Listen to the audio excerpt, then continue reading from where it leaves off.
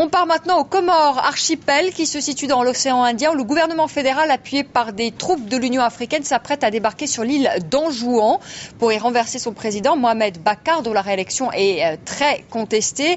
Franck Berruyer, bonjour, vous êtes sur l'île de Mohéli. Alors cela fait plusieurs jours maintenant qu'on parle d'un débarquement à Anjouan. Est-ce que cela se précise ? Écoutez, pour l'instant, c'est l'attente dans un premier temps des forces de l'Union africaine qui sont annoncées dans les prochaines heures ici à Mohéli, essentiellement des troupes tanzaniennes qui devraient être acheminées ici par bateau. Et puis la deuxième attente, c'est de savoir quand aura lieu ce débarquement. Ce matin, j'ai rencontré le vice-président de l'Union des Comores qui m'a indiqué que ce débarquement pourrait avoir lieu avant la fin de la semaine. Cela fait maintenant déjà plusieurs jours que ce débarquement est prévu et pour l'instant, donc toujours pas de calendrier vraiment précis en vue. Le gouvernement fédéral a déjà prévu d'organiser une présidentielle en mai à Anjouan, comme si le renversement du président Mohamed Bakar était déjà fait. Est-ce que c'est pas allé un peu vite ?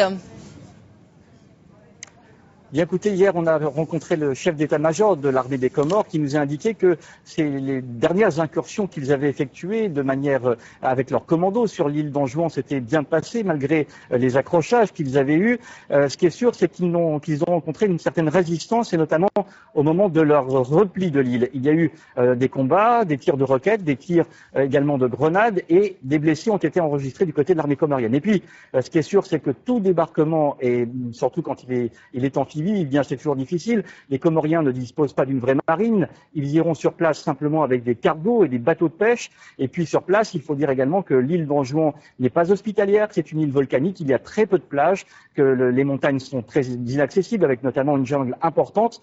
Même si les militaires comoriens connaissent bien cette île, puisqu'il s'agit de ce pays, tout débarquement est à haut risque et tout le monde le sait ici.